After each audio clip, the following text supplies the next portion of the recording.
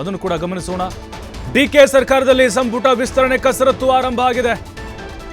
ನಾಗರಭಾವಿಗೆ ತೆರಳಿದ್ದಾರೆ CM DK Shivakumar. ಅಜ್ಜಯ್ಯನ ದರ್ಶನ ಮಾಡಲಿಕ್ಕೆ ಹೋಗಿದ್ದಾರೆ. ಅಲ್ಲಿ ಶಾಖಾ ಮಠ ಇದೆ ಅಜ್ಜಯ್ಯನವ್ರದ್ದು. ಈಗ ನಡುವಿನಕೆರೆ ಮೂಲ ಮಠ, ನಾಗರಭಾವಿಯಲ್ಲಿ ಅದರ ಶಾಖಾ ಮಠ ಇದೆ.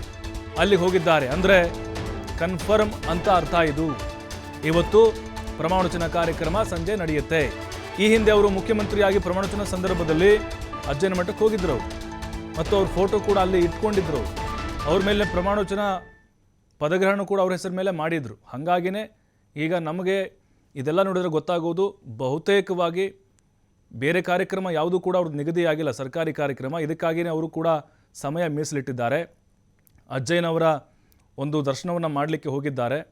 ಈಗ ಅಲ್ಲಿ ನಡುವಿನಕೆರೆಗೆ ಹೋಗಲಿಕ್ಕೆ ಸಮಯಾವಕಾಶ ಕಡಿಮೆ ಇರೋದ್ರಿಂದಾಗಿ ಇಲ್ಲಿ ಅಜ್ಜಯ್ಯನವರ ಶಾಖಾ ಮಠ ಇದೆ, ಅಲ್ಲಿ ಹೋಗಿ ಆಶೀರ್ವಾದವನ್ನು ಪಡೆದುಕೊಂಡು ಬರ್ತಾ ಇದ್ದಾರೆ. ಆ ಪಟ್ಟಿ ಜೊತೆಗೆ ಹೋಗಿದ್ದಾರಂತೆ.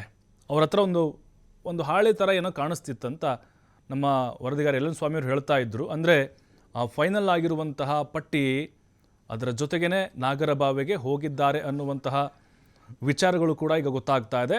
ಎಲ್ ಎನ್ ಸ್ವಾಮಿ, ನೀವು ಆಗಲೇ ಹೇಳ್ತಾ ಇದ್ರಿ ನಾಗರಭಾವಿ ಅಜ್ಜಯ್ಯನವರು ಶಾಖಾ ಮಠಕ್ಕೆ ಹೋಗಿದ್ದಾರೆ ಅಂಥೇಳಿ. ಇದ್ರ ಮೇಲೆ ನಮಗೆ ಒಂದು ರೀತಿ ಕನ್ಫರ್ಮ್ ಅಂತ ಅಂದ್ಕೊಳ್ಬಹುದಾ? ಯಾಕಂದರೆ ಬೇರೆ ಸರ್ಕಾರಿ ಕಾರ್ಯಕ್ರಮಕ್ಕೆ ಯಾವುದೂ ಕೂಡ ಇವತ್ತು ಹೋಗ್ತಾ ಇಲ್ಲ, ಬರೀ ಪ್ರಮಾಣವಚನ ಕಾರ್ಯಕ್ರಮಕ್ಕೆ ಸಮಯ ಮೀಸಲಿಟ್ಟಿದ್ದಾರೆ ಅಂತ. ಎಲ್ಲೋ ಒಂದು ಕಡೆ ಅವರ ಜೊತೆಗೆ ಆ ಪಟ್ಟಿನೂ ಕೂಡ ತೆಗೆದುಕೊಂಡು ಹೋಗಿದ್ದಾರೆ ಅಂತಿತ್ತು. ಇದ್ರ ಬಗ್ಗೆ ಹೇಳೋದಾದ್ರೆ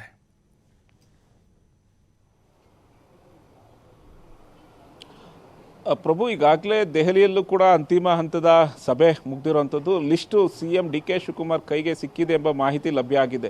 ಸಿಕ್ಕ ಕೂಡಲೇ ನಾಗರಭಾವಿಯಲ್ಲಿರುವಂತಹ ಅಜ್ಜಯ್ಯನ ಶಾಖಾ ಮಠಕ್ಕೆ ಸಿಎಂ ಡಿ ಕೆ ಶಿವಕುಮಾರ್ ತೆರಳಿರುವಂಥದ್ದು. ಪಟ್ಟಿಯನ್ನು ತೆಗೆದುಕೊಂಡು ಅವರ ಆಶೀರ್ವಾದವನ್ನು ತೆಗೆದುಕೊಳ್ಬೇಕು ಎಂಬ ವಿಚಾರಕ್ಕೆ ಸಂಬಂಧಪಟ್ಟಂತೆ ಈಗ ಸಿಎಂ ಡಿ ಕೆ ಶಿವಕುಮಾರ್ ಅಜ್ಜಯ್ಯನ ಮಠಕ್ಕೆ ತೆರಳಿರುವಂಥದ್ದು. ಜೊತೆಗೆ ಲೋಕಭವನಕ್ಕೂ ಸಿಎಂ ಕಚೇರಿಯಿಂದ ಸಂದೇಶವನ್ನು ಕಳಿಸಿರುವಂಥದ್ದು. ಇವತ್ತು ನೂತನ ಸಚಿವರ ಪ್ರಮಾಣ ವಚನಕ್ಕೆ ಸಂಬಂಧಪಟ್ಟ ಸಿದ್ಧತೆಗಳು ಆಗಬೇಕು ಎಂಬ ಸಂದೇಶವನ್ನು ಸಿಎಂ ಕಚೇರಿಯಿಂದಲೂ ಕೂಡ ಕಳಿಸಿರುವಂಥದ್ದು. ಹೀಗಾಗಿ ಎಲ್ಲೋ ಒಂದು ಕಡೆ ಇವತ್ತೇ ನೂತನ ಸಚಿವರ ಒಂದು ಪ್ರಮಾಣ ವಚನ ತೆಗೆದುಕೊಳ್ತಾರ, ವೇದಿಕೆ ನಿರ್ಮಾಣ ಮಾಡ್ತಾರ ಅನ್ನೋದು ಕೂಡ ಸಾಕಷ್ಟು ಚರ್ಚೆ ಆಗ್ತಾ ಇರುವಂಥದ್ದು. ಯಾಕೆಂದರೆ ಕಳೆದ ಒಂದು ವಾರದಿಂದಲೂ ಕೂಡ ಇವತ್ತು ನಾಳೆ ಎಂಬ ವಿಚಾರಗಳೇ ಚರ್ಚೆ ಆಗ್ತಾ ಇದ್ವು. ಯಾವಾಗ ಆಗುತ್ತೆ ಅನ್ನೋದು ಕೂಡ ಸಾಕಷ್ಟು ಕುತೂಹಲ ಮೂಡಿಸ್ತಿತ್ತು. ಈ ಎಲ್ಲ ಕುತೂಹಲಕ್ಕೆ ಇವತ್ತು ತೆರೆ ಬೀಳುವ ಸಾಧ್ಯತೆಗಳು ಕೂಡ ಹೆಚ್ಚಾಗಿದೆ. ಪ್ರಭು,